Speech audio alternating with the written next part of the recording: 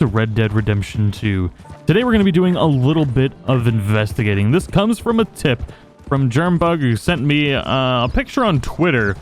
We're going to be investigating this today, and this leads me to believe that Rockstar is sneaking in content in these updates for Red Dead Redemption Online, which makes me think that this next large update is actually 100% complete, and they are withholding that from us. Which means they really want to drip feed content and kind of, for some strange reason, keep online pretty stagnant, which doesn't really make any sense, other than the fact that they want to be able to drip feed content so that each week there's something new to buy, rather than releasing everything at once and trying to create some sort of hype around not so great items, which is rather unfortunate. Hey, in the land of the blind, you shut up. Stop it. I'm trying to record an episode here. Be gone, foul beast. But Germbug actually sent me a picture of the doctor's office being fully renovated inside, and you're actually able to get into it in online. So I decided to come check it out in single player and see if maybe they added this in single player as well.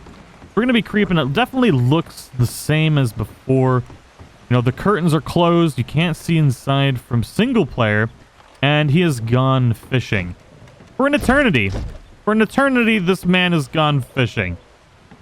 But maybe he's dead. Maybe there is a greater mystery about this poor character here that we literally had no idea about. Now, this is unfortunate because if this has been renovated in online in the last update, that means the large update that we're waiting for in April is probably already complete. And they're withholding it from us. And this update is actually going to be bringing quite a bit of good content, which may actually bring people back into Red Dead Redemption Online and make it a lot better. Now, the reasoning behind drip feeding this content and making players wait for it is very strange. Actually, okay, so we can tell already that if we look through this, you can see right through the building. So there isn't going to be anything in here unless those are the curtains, which means there may actually be an interior here. You picking a die? In single player. Wasting my damn time. We just gotta figure out how to glitch through here, and if we can do it, I'm walking. you need to get out of the way there, Home Skillet. But let me know what you guys think. I'm gonna go on to online if I can't get inside of here, and I'll show you it, and we'll talk a little bit more about the horribleness of what's going on. Bear following me for I heard it way back up there. This freaking bear followed me all the way down here. What you doing, bear? Well, you're dead now, son. Oh, and there it goes down the river. So, unfortunately, I couldn't manage to glitch myself into that building. The doorways are recessed, which means it's just a lot more difficult to glitch through doorways. And the walls have things on them which prevent me from glitching through the walls. Unfortunately, I can't get into it on single player. We are going to be able to get into it in online. We're going to show that off here in just a second. But the interesting thing here is, if they've got this content ready to go, and they know how bad Red Dead Redemption Online is right now. I mean, it's not the worst. People are definitely enjoying playing, but many people, I'd say more than the people that are enjoying the game, don't enjoy it at all. It's definitely very PvP focused, which is not what a lot of people wanted. All the game modes are focused on PvP. There's not a lot of free roam and solo stuff to do, and this is all really unfortunate, and this is actually going to be fixed in the next update. Now, I don't know why, if they've got this update ready already, and pretty much already in, that probably what is the 1.4 gigabyte update that we got last week or the week before, that also brought with it the graphical downgrade for ambient occlusion. If all of this is already done, why wait to give it to the public, you know? Especially when you want, at this point, as a beta, to be updating your game and making it better. That is the point of a beta. The point of a beta is to not drip feed content and hope that eventually it gets better. The point of a beta is to get it better and get it to a fully released state, and then you can start drip feeding content. Alright, so we finally made it to Strawberry, and you can see here that the curtains are now open.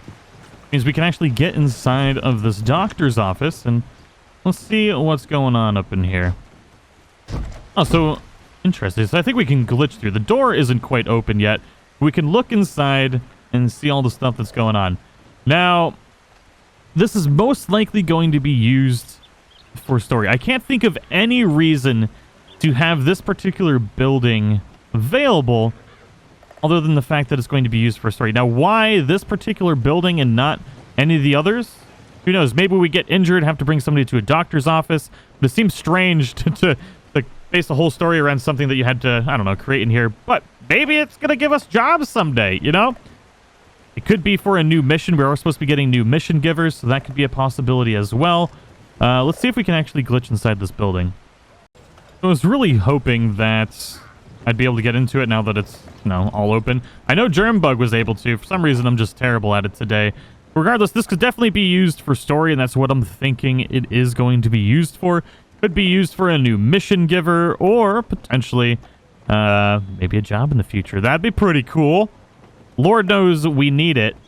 Like, being able to own properties, have jobs, stuff like that will definitely be better ways to immerse yourself. They have talked a lot in the last update, or the Newswire post, that they're going to be creating many more ways to immerse yourself in the world of Red Dead Online. So definitely excited about that, but it's very strange that in a beta, they're deciding to drip feed content. If all of this content is ready to go and it's already been uploaded, why not give it to the public and give them something to be excited about rather than the atrocities that we've been getting lately? Particular update. So they're trying to space it out to get other content made, so that way, if it doesn't go all that well, they're already well on their way to their next update, and having this little gap in time is going to allow them to basically put out content that's a little bit better. Now, I really hope that's not the case, and that this update does have a lot of really fun stuff with the dynamic events. They also haven't announced what the new game modes and stuff like that are supposed to be, but we are supposed to be getting new game modes every week from now on.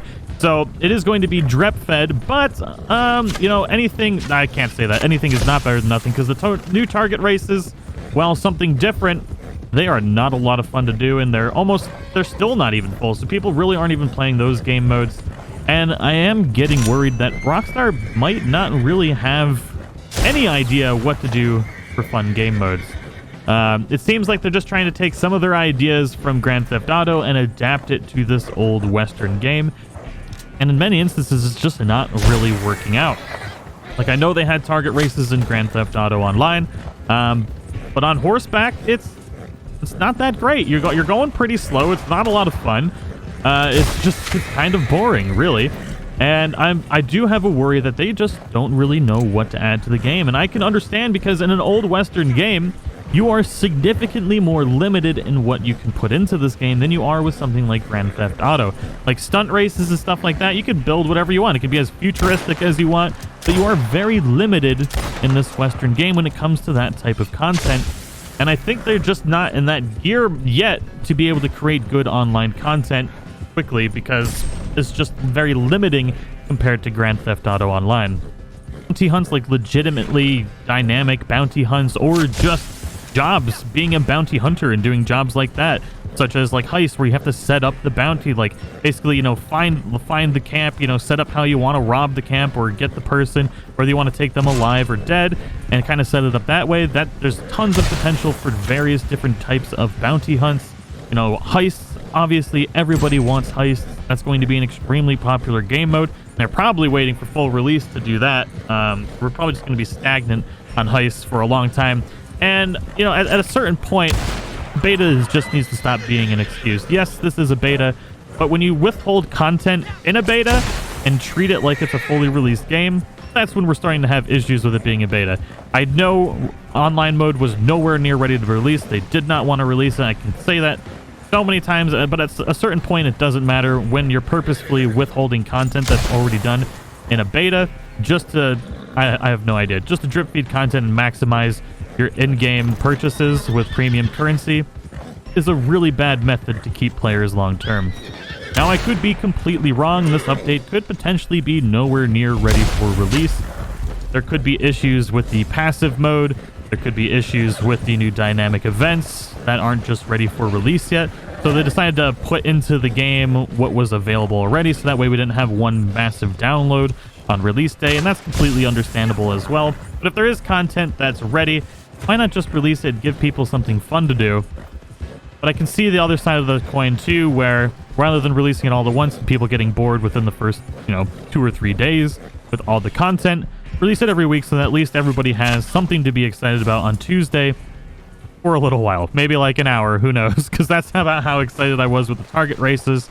So there's pros and cons to releasing a lot of the content at once, but I am still excited for Red Dead Online for the future. I just really hope that they start getting these game modes basically to where they need to be, to where they're fun and engaging, and anything that can immerse ourselves in free roam a lot more, like true free roam events, where we don't have to go through a loading screen to play it, is going to be so much more fun than what we have right now. But I do hope you all enjoyed the episode. Thank you so much for watching. I'll see you in the next one.